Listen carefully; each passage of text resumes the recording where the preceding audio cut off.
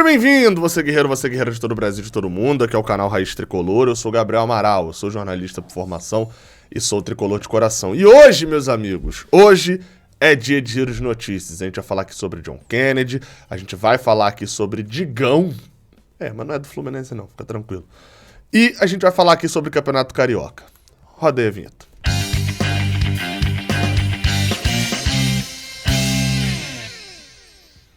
Eu sou o Gabriel Amaral, eu sou jornalista por formação, sou tricolor de coração e peço que você venha aqui embaixo deixar o seu like se você gostar desse vídeo. Se você não gostar, não precisa. E que você se inscreva aqui embaixo no Raiz Tricolor também, beleza? E não esquece de vir no OneFootball, tá? Tem o link deles aqui na descrição. O primeiro comentário tá aí pra você fazer o download. Hoje é mais um daqueles dias onde tem, ó, jogo ao mesmo tempo. Vai ter jogo da Argentina, mas aí se a Argentina ganha, e aí vem aquela Nazaré Tedesco, né, dos cálculos, se a Argentina ganha, aí você precisa de ter um e tal, não, mas aí você coloca e vai 2 e sobe 2 e tem a vitória da Polônia, não, mas aí se der México e tal. Hoje é dia de você ter o OneFootball pra ficar pesquisando o tempo todo os cálculos da Copa do Mundo, beleza? O link tá aqui embaixo, mas tem um QR Code aqui do lado que eu vou deixar aqui durante um tempo, até pra poder não tapar o cenário, que deu uma melhorada legal, né, com esses negócios aqui atrás, né? Os outros quadros, o quadro do Cartunista Tricolor aqui, ó, quem quiser ir lá pedir um quadro desse aqui, @Cartunista Tricolor no Instagram, enfim. Vamos lá, tá? A gente começa os giros de notícias de hoje com uma notícia que não é sobre o Fluminense. Porém, eu queria saber, essa é aquele tipo de notícia que eu quero saber a opinião de vocês. Assim, vamos lá, tá? Deixa eu explicar. A matéria é do Lancenet, que diz que Digão entrou na pauta do Vasco e foi sondado pelo time do Vasco. Digão tá com 34 anos, tá jogando já desde 2020, né? 2020, que ele vai pra lá no Buriram United, lá da Tailândia.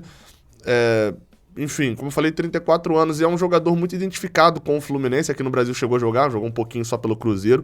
A carreira dele é praticamente inteira no Al Hilal, da Arábia Saudita. Teve uma passagenzinha rápida pelos Emirados Árabes, que é onde o Odair tá treinando hoje, mas em outro clube. E de resto é Fluminense, além do Cruzeiro, tempão. E pode ser que volte pro Vasco agora. Assim, acho que pro Vasco é uma boa contratação, mas eu não tô aqui pra analisar o Vasco, deixo isso com o Juninho, lá no canal dele. Mas assim, é um jogador, a minha dúvida, tá? Vou até passar rápido nesse assunto, mas a minha dúvida é o seguinte: você, tricolor, te pega alguma coisinha assim de tipo, Digão tá indo jogar no Vasco. Por exemplo, assim, eu tenho quadros aqui atrás. Se Gum fosse jogar no Vasco hoje, ó, o WhatsApp aí, ó, isso é que mata, ó. Mensagem, e ao Fio mandando mensagem 2 horas da manhã. Pelo amor de Deus, Fio, vai dormir. Tem quadro do Gum aqui atrás. Se Gum fosse jogar no Vasco, se Fred fosse jogar no Vasco e tal, aqui os outros, Renato Gaúcho, assiste, todo mundo já se aposentou, me incomodaria. Como, por exemplo, o copo de Henrique Dourado não tá aqui atrás no cenário. O copo de Pedro também não tá aqui atrás. Pega vocês, Digão, ele tá nesse nível de incomodar dele jogar no Vasco? Deixa aqui embaixo nos comentários. Confesso que... Mas enfim, ainda é sondagem, especulação, tudo aquilo, mas me chamou a atenção a notícia. Outra notícia que a gente... viu aqui é sobre John Kennedy, essa do jornalista Felipe Silva, lá do IG Sport, do portal IG, né? De que, segundo ele, John Kennedy vai se reapresentar agora, depois das férias, vai se reapresentar no CT Carlos Castilho, ou seja, no time profissional, ou no Sub-23, os dois que treinam lá no CT, mas não tá descartado, isso é a apuração do Felipe Silva, um empréstimo de John Kennedy. Isso por causa das seguidas polêmicas, seguidos casos problemáticos de John Kennedy em relação à indisciplina. Seja para com os treinadores do Fluminense, como foi o caso do Cadu, por exemplo, seja indisciplina interna, seja uma indisciplina externa que afeta internamente. Leia-se, se atrasar, jogar bola em alguns lugares, aí, torneios amadores enquanto estava lesionado, enfim, todas essas questões. E aí, entra uma coisa que é assim, beleza, essa é a apuração do Felipe Silva. Agora, eu trago um ponto. O John Kennedy renovou o seu contrato até 2025. Esse contrato foi renovado, se eu não estou enganado, pouco depois daquele Fla-Flu em 2021. mas pouco depois daquele Fla-Flu do John Kennedy, que ele faz os 2 gols. Na verdade, não. Foi renovado um pouco antes. Eu fui ver aqui. Ele renova o contrato dia 4 de outubro e ele faz aqueles 2 gols contra o Flamengo no dia 23 de outubro. Então, assim, ele renovou esse contrato até 2025. Ele já tinha um contrato ali um pouquinho mais longo e faz essa renovação bem mais longa, né? Renovação de quase 4 anos de contrato. E isso me chama a atenção já de cara, que ele renovou, estando em alta, não estava na crista da onda ainda, como foi com o Fla-Flu depois, mas estando em alta, ou seja, o salário dele não é baixo. É óbvio, o salário dele condiz com o que ele performou até agora na carreira, né? Por exemplo, o John Kennedy não vai receber mais do que Felipe Melo, porque não é assim que funciona. Então, ele provavelmente deve ter renovado ali com 100 mil, sei lá, alguma coisa nesse nível. Não sei também, tô chutando, tá? Mas imagino que seja nesse nível. E ele tem contrato até 2025. E eu já ouvi de pessoas da diretoria do Fluminense, da diretoria, mais da parte de futebol, né? Não da diretoria lá e tal. Mas da parte de futebol ali, da responsabilidade de futebol ali do Fluminense. Não falo de diretoria, às vezes fica meio restrito, né? Mas é amplo, assim, de pessoas que têm coordenação e tal. De que John Kennedy já, inclusive, chegou a falar isso antes de Fernando Diniz chegar e depois de Fernando Diniz chegar também. De que não adiantava nada nem tentarem vender ou emprestar ele, porque ele não ia assinar. E ele ia continuar no Fluminense. E esse era um dos grandes problemas. Eles falam, Gabriel, mas não dá pra fazer isso? Dá. Porque pra vender um jogador, por exemplo, o Fluminense tem contrato com o John Kennedy. Se o Chelsea chega aqui e quer pegar John Kennedy, o Fluminense precisa assinar e John Kennedy precisa assinar. O Fluminense precisa aceitar a proposta do Chelsea, obviamente se não for acima do que a multa rescisória dele, que é de 50 milhões de euros. Mas John Kennedy também precisa querer ir pro Chelsea. Um exemplo, tá? Não vai chegar o Chelsea por causa dessas indisciplinas todas e a falta de futebol, que no ano passado não teve futebol nenhum de John Kennedy. Ai, mas não teve. Teve meia dúzia de bons jogos no Sub-20, onde ele já era pra ter saído há muito tempo, porque ele já tá no profissional há mais de 2 anos. Mas enfim. Ou seja, e por que ele faria isso, Gabriel? Ele não quer sair... Porque no Fluminense ele é tratado como um ser humano, não é escorraçado e etc. É uma situação muito complicada. O Fluminense não pode vir a público falar John Kennedy é um problema, porque senão ele tá desvalorizando um produto dele, né? Se eu vendo controles de televisão e eu falo, esse controle aqui é uma merda, você automaticamente não vai pagar o que eu pedi por esse controle, né?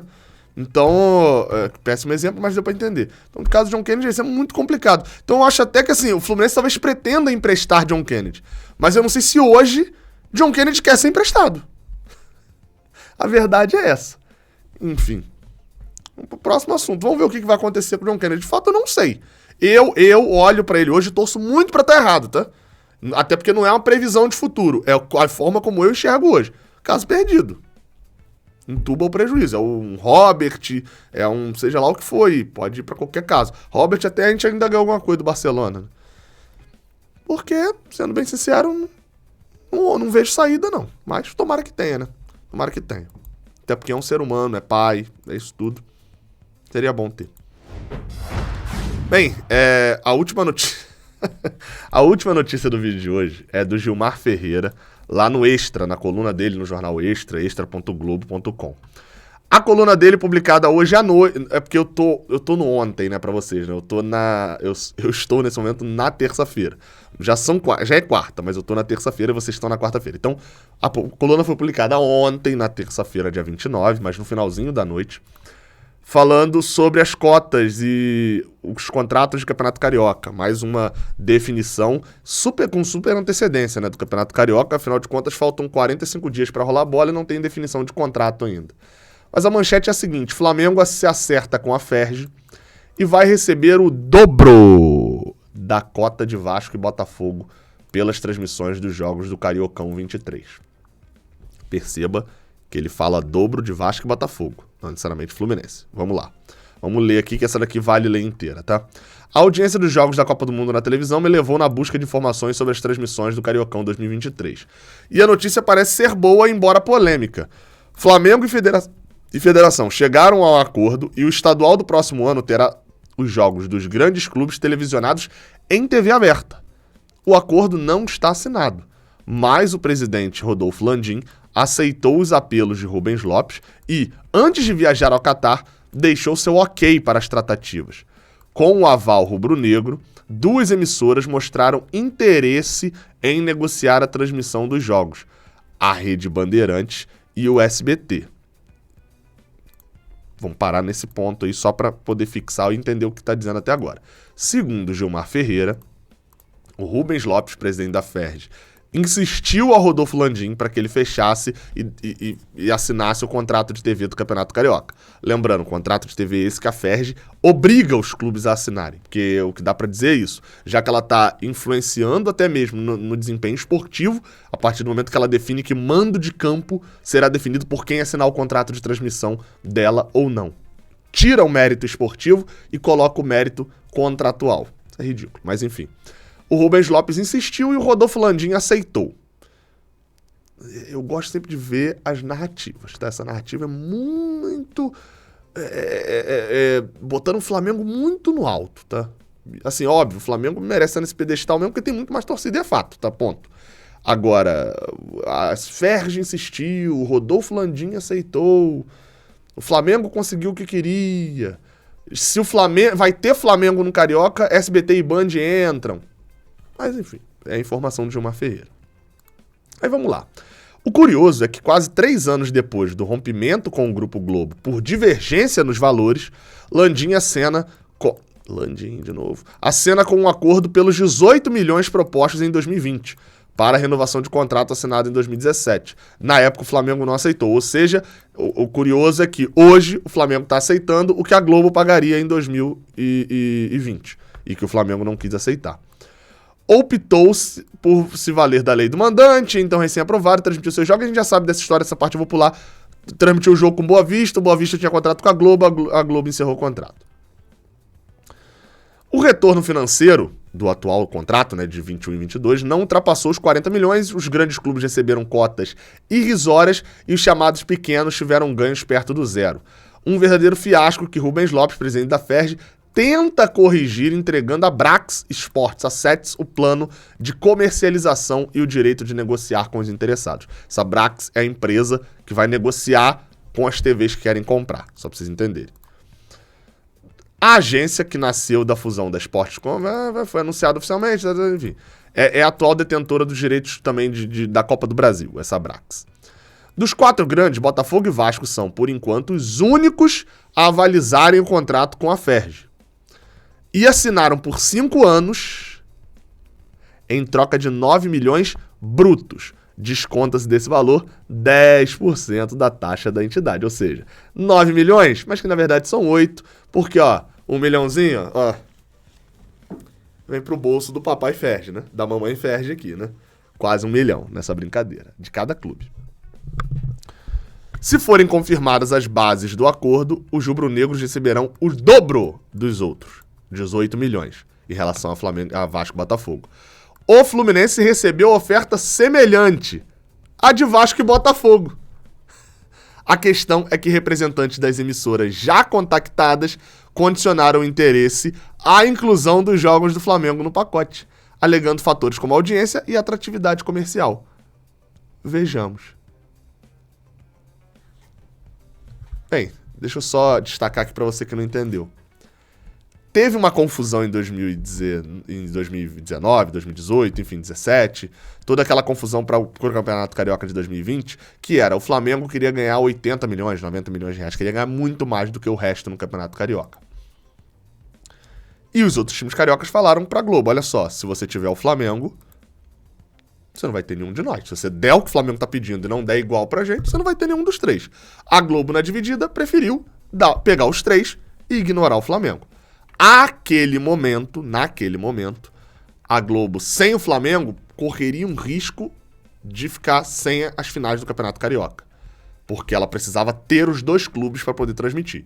Vem a lei do mandante, vem a quebra do contrato com a Globo e a assinatura com a Record e com essa merda aí que foi esse pay-per-view no final das contas. Acabou ser... Eu até falei isso quando eu trouxe isso como exclusivo aqui. Falei que achava muito difícil, via uma possibilidade, mas achava muito difícil disso render um dinheiro muito alto. Achava até na época que ia pro YouTube, mas enfim. Lá atrás isso não funcionou. Aí agora o que aconteceu? Botafogo e Vasco assinaram, Flamengo e Fluminense ficaram. Botafogo e Vasco já assinaram para 9 milhões, o Flamengo assinou para o dobro. A Ferdi nada mais fez do que um contorcionismo na situação e assinou com o dobro com o Flamengo. Agora o Flamengo recebe mais do que todo mundo. E qual foi a oferta feita pro Fluminense? 9 milhões. a metade do Flamengo. A oferta feita pro atual campeão. E pro... Ah, mas é o atual campeão, mas foi, um acidente e tal. Não. É o atual campeão, mas nos 2 anos anteriores ele foi finalista. Ou seja, o time que fez as últimas 3 finais e ganhou uma delas tem que receber metade só. Aí você vai falar, Gabriel, mas tem a questão e tal. Não, beleza, o Fluminense pode não aceitar. Agora, aí entra aquele outro mérito que eu falei lá atrás, a influência no mérito esportivo. Qualquer empresa que o Fluminense queira vender, se, por exemplo, a Band fechou com o Carioca, sem o Fluminense não assinou. Aí o Fluminense vai e assina com Casimiro, entendeu? Com Casé TV. O Fluminense assina, ganha um bom dinheiro da Live Mode e tal. Tá, mas aí a Live Mode, o Casimiro, mesmo que o Fluminense ganhe todos os jogos do Carioca, afinal não passa na empresa que o Fluminense assinar. Mesmo o Fluminense tendo direito, por merecimento de ter melhor campanha, de ter tudo direito esportivo, desportivo, ele não poderia transmitir a final, a empresa que contratar os jogos dele. A Ferdi é um negócio inacreditável. Porque ela ainda deixa assim, e aí eu vou falar aqui agora pensando no que o Gabriel presidente faria, ou no que o Gabriel no lugar do Mário Tempo faria. Eu confesso que eu não tenho uma posição, não sei não. 9 milhões é um dinheiro considerável, um dinheiro interessante para os primeiros 3, 4 meses do ano? Não, mas é melhor do que zero. E o Fluminense tem que jogar o Carioca. Tem que rodar, o time tem que estar contratado em janeiro. Não dá pra montar um time em abril e não gastar nada em janeiro, fevereiro e março. Tem Libertadores, tem tudo. É complicado, mas também você vai aceitar jogar recebendo metade do Flamengo? Ainda mais numa manobra ridícula. Porque assim, vai lá, metade do Flamengo, mérito do Flamengo, tá, beleza. Mas aí você desce um novo nisso, você vai aceitar isso num campeonato que faz de tudo pra poder favorecer já uma equipe? Porque essa situação do Flamengo, nada mais é essa situação do contrato, seja uma equipe ou seja um contrato, é você tirar o mérito esportivo pra favorecer quem assina contrato. É você botar dinheiro à frente do mérito esportivo. Aí quebra a lógica do esporte. Assim, é uma coisa muito ridícula mesmo. E eu confesso assim, eu não sei qual a decisão é melhor não. Diferente da decisão que eu falei lá atrás, de que o Fluminense lançar um serviço de streaming e tal, que eu falo, caraca, isso é uma visão de futuro, beleza, mas não sei se isso vai dar muito certo, não. Diferente disso, de se olhar lá atrás, eu não tenho um olhar sobre isso agora, não. É uma sinuca de bico. Ou vai ganhar metade do Flamengo e aceitar um contrato que é ridículo do ponto de vista desportivo, ainda mais por ser uma manobra muito esquisita entre um time e a federação que organiza o campeonato. Ou então você vai ter que jogar esse campeonato, porque mas o Fluminense pode abandonar o Carioca. Pode, mas ele vai fazer o quê? Jogo treino e tal, vai ficar pagando essa galera sem receber nada nos 3 primeiros meses? Complicado, entendeu? Você tem que ter a calendário. O Fluminense só entra na Copa do Brasil, se eu não tenho nada, é final de março ou início de abril também. Então, assim, não é tão simples. O Fluminense precisa de uma arrecadação nos primeiros 3 meses. E sem o Campeonato Carioca não tem, mas com o Campeonato Carioca tem essa merda desse contrato. Enfim, quero saber a opinião de vocês aqui embaixo. O que vocês fariam, tá? Lembrando que é muito fácil ouvir daqui e falar, mas você tem que jogar merda nenhuma e tal. Não. Mas lembrando que no dia 5 eu tenho que pagar o salário. E aí? Como é que faz? É uma merda. Enfim, vamos guardar as cenas dos próximos capítulos. Tamo junto, até a próxima. Valeu.